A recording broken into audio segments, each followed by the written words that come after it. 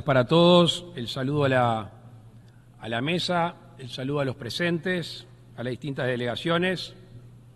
Hoy es mi último discurso aquí como presidente en la Asamblea y quiero aprovechar para saludar a todos los funcionarios, a toda la organización y especialmente a la delegación uruguaya que ha trabajado en estos años en equipo ante las Naciones Unidas.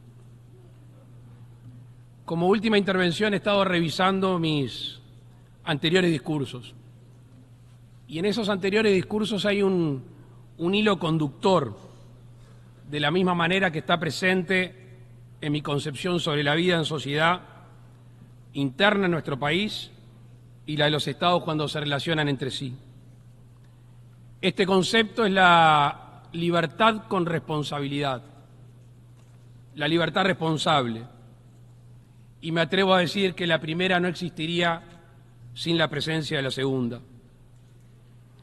De hecho, la vida en sociedad trata del desarrollo del individuo y al mismo tiempo del bien común.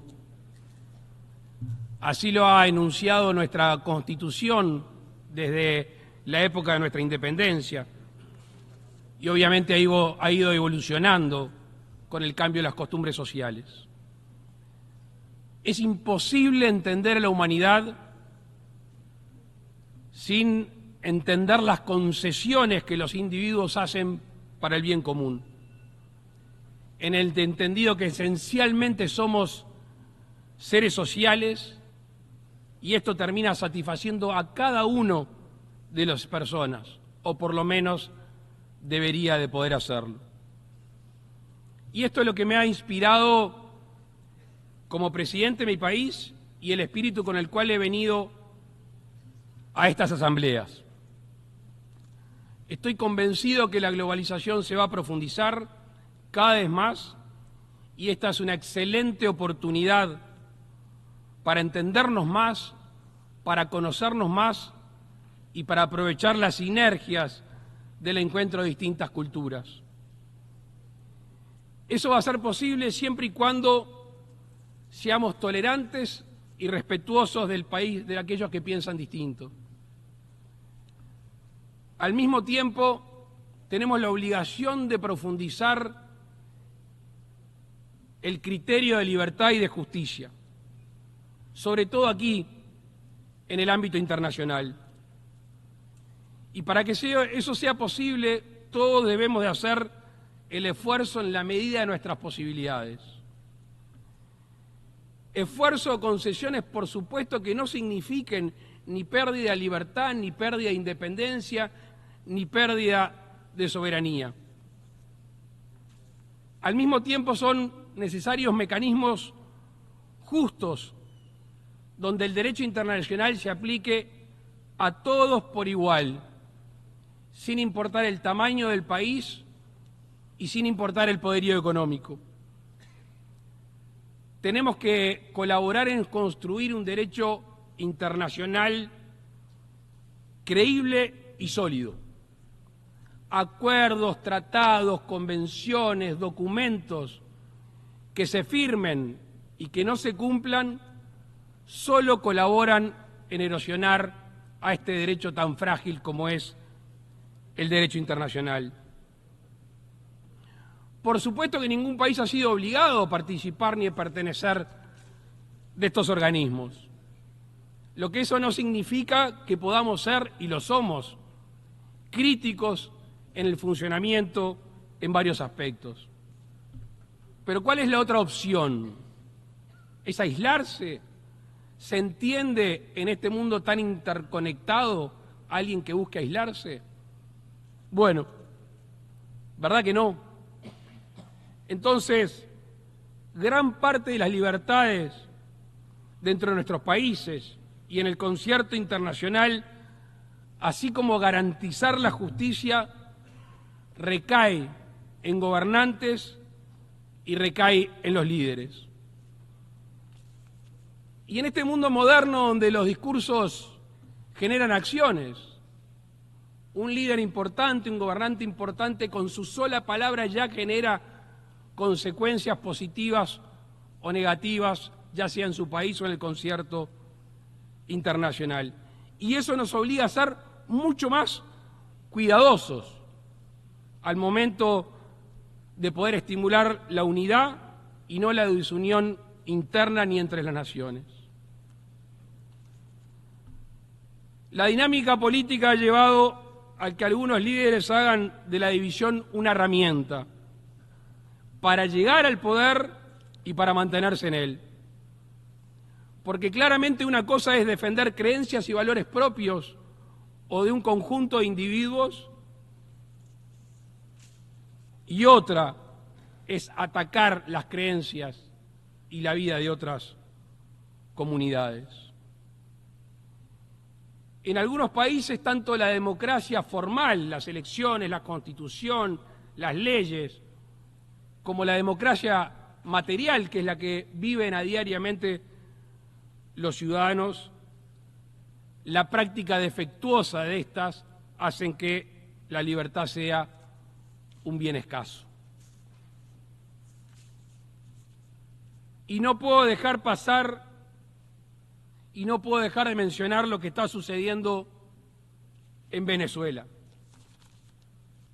Entre otras cosas porque esto no es nuevo en nuestra postura.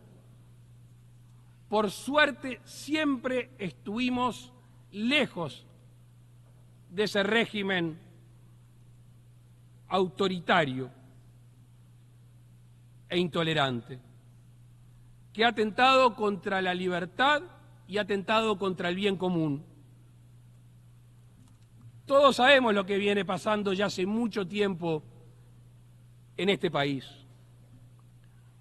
Y muchos gobiernos y muchos líderes mundiales han mirado para el costado. Por falta de interés, algunos de ellos, o lamentablemente algunos, por interés.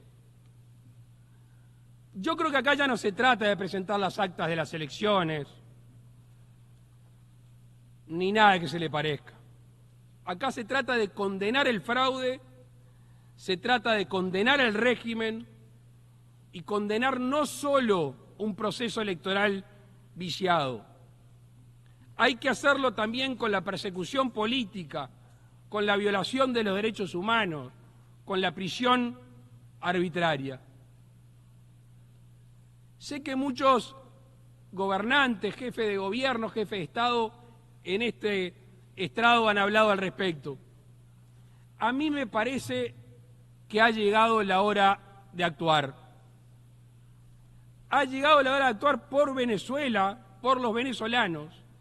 Y también, permítanme, que si la comunidad internacional es tolerante ante estas actitudes, solo resta esperar saber cuál va a ser el próximo país que va a verse sometido a lo que están sometidos los venezolanos. Otro punto que he mencionado en mis anteriores discursos es el relativo al medio ambiente y a la economía.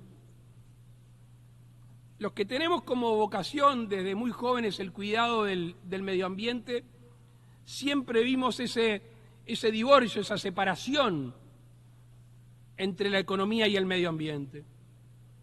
Y desde la primera vez que me tocó venir a esta asamblea he escuchado reclamos de distintos jefes de Estado al respecto. Bueno, con satisfacción puedo decir que ha habido una evolución bastante rápida al respecto, donde ahora se juntan, se entrelazan la economía y el medio ambiente. Eso es una muy buena noticia para la humanidad. Las finanzas sostenibles. Nuestro país ha sido pionero en emitir instrumentos como bonos o acceder a préstamos, donde el cumplimiento de objetivos ambientales, de cuidado ambiental, está entrelazado en tener mayores o menores intereses según el rendimiento. Y esto tiene un efecto en cascada muy interesante, que es primero que ayuda a los estados a financiarse y a cuidar el medio ambiente. pero también el gobierno se puede dar vuelta y premiar o exigir a los productores, a los industriales, de que teniendo una economía limpia también se va a acceder a mejores posibilidades del cuidado y de obtención de prosperidad. Hace algunos minutos hablé del concepto de justicia en el derecho internacional, derecho que tiene un escaso poder coercitivo o con distinta aplicación según de quién se trata. Hay países contaminantes por excelencia y habemos países que estamos haciendo un enorme esfuerzo por revertir procesos y al mismo tiempo regenerar el ecosistema. Para que ese camino sea transitable a mediano y largo plazo, se deben cumplir tanto los objetivos internos de mejora de los procesos de cada país y al mismo tiempo asumir los compromisos económicos por parte de los países que lo han hecho. Más que asumirlos, cumplirlos. Porque la ausencia de ese cumplimiento lo único que trae aparejado es el desestímulo en el cuidado del ecosistema.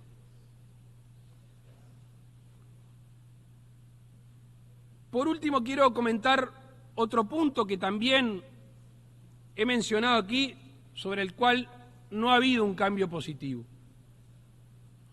Y estoy convencido que no es posible gozar plenamente de la libertad en la comunidad internacional si no hay libertad de comercio.